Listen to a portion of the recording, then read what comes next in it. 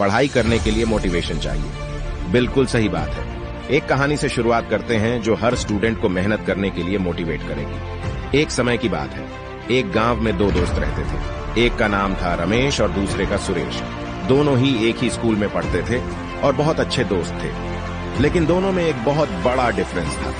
रमेश मेहनत करने में विश्वास रखता था, जबकि सुरेश हमेशा शॉर्टकट ढूंढने की कोशिश करता था। एक दिन दोनों जंगल में खेलने के लिए गए। घर के पास में जंगल था। दोनों खेलने के लिए चले गए। जंगल में उन दोनों ने एक बड़ा पेड़ देखा। उस पेड़ पर बहुत सारे फल लगे थे। दोनों ने सोचा कि अगर उन फलों को तोड़कर खा लेंगे तो उन्हें बहुत मजा आएगा। अब देखो, दो बंदे हैं, रमेश और सुरेश। दोनों की प्लानिंग अलग अलग है। रमेश ने क्या सोचा कि वह पेड़ की तरफ जाएगा और मेहनत करके फल को तोड़ेगा और फिर खाएगा। लेकिन सुरेश क्या था, उसने सोचा कि वह एक लंबी लकड़ी ढूंढ कर लाएगा ताकि उसे ज्यादा मेहनत न करनी पड़े। दोनों की प्लानिंग अलग थी, क्योंकि दोनों अलग अलग इंसान थे। रमेश पेड़ पर चढ़ने लगा और धीरे धीरे फलों तक पहुंचा। उसने कुछ फल तोड़े और खाने लगा।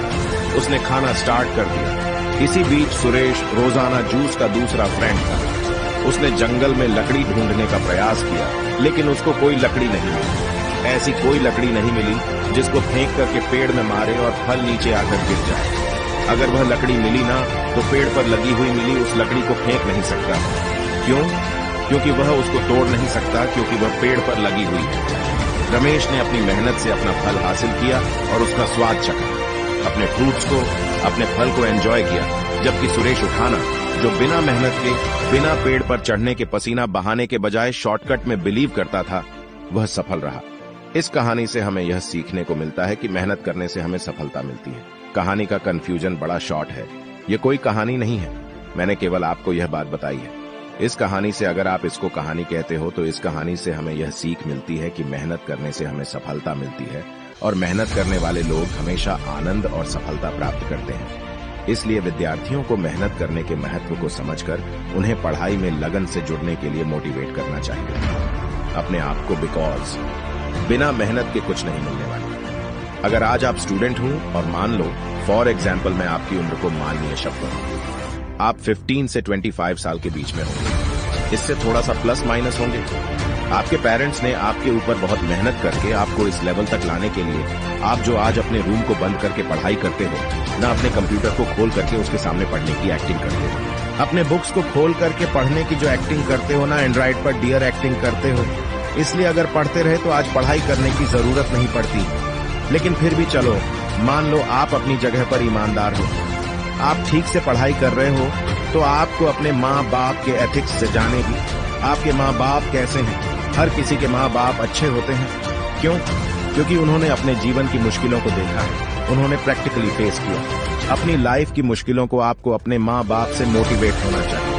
हर वह इंसान जो अपनी लाइफ में बहुत कुछ करना चाहता है, स्पेशली ये अगर वीडियो मैंने स्टूडेंट्स के लिए बनाया था, जो स्टूडेंट्स अपनी लाइफ में बहुत कुछ करना चाहते हैं, उनको अपने माँ बाप की तरफ देखना चाहिए। उनके माँ बाप ने पोर फाइनेंशियल कंडीशंस के बावजूद भी उनका पालन पोषण ऐसा किया है ना, जैसा ऐसा लगता देखकर कि जैसे मामले किसी अमीर आदमी ने अपने बेटे का पालन पोषण किया।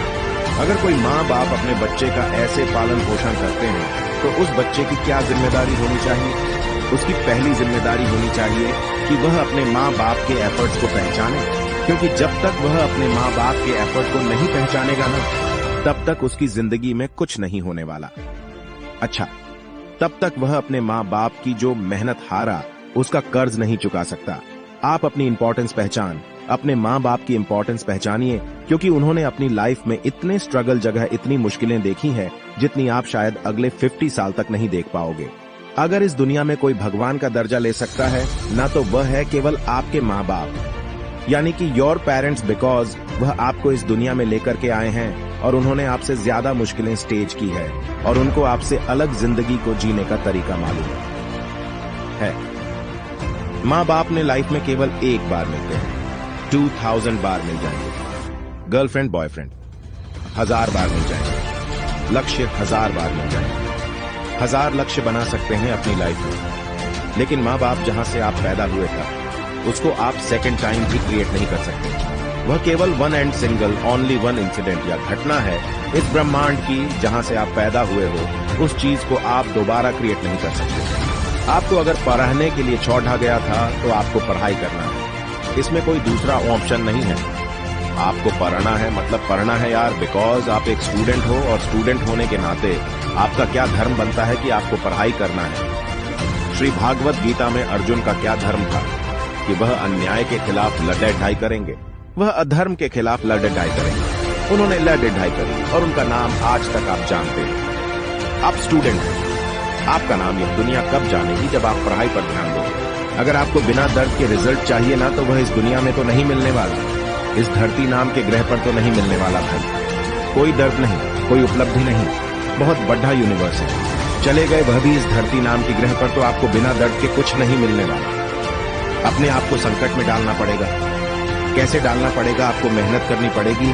आपको अपने माँ बाप के द्वारा जो की गई, जो मेहनत धरा, उसको जस्टिफाइड करना पड़ेगा। उन्होंने जो मेहनत करी आपको यहाँ तक डेवलप करनी, अगर आप उस मेहनत को जस्टिफाई कर सकते हैं तो आप अपनी लाइफ में कुछ भी कर सकते हैं। Because you are the son on of real man, you are the daughter on of real man. आपको इस इंपॉर्टेंस को पहचानना है जो मैंने आपको इस वीडियो के शुरू में एक कहानी के जरिए समझाने की कोशिश करें कि आपकी लाइफ में यह पढ़ाई कितनी इंपॉर्टेंट। अपना ख्याल रखिए, मेहनत कीजिए, खूब ज्ञान अर्जित कीजिए और मेहनत करके आप इस देश में अपना नहीं बल्कि दुनिया में, इस पूरी पृथ्वी पर भारत देश का नाम रोशन की। जय हिंद, वंदे मातरम।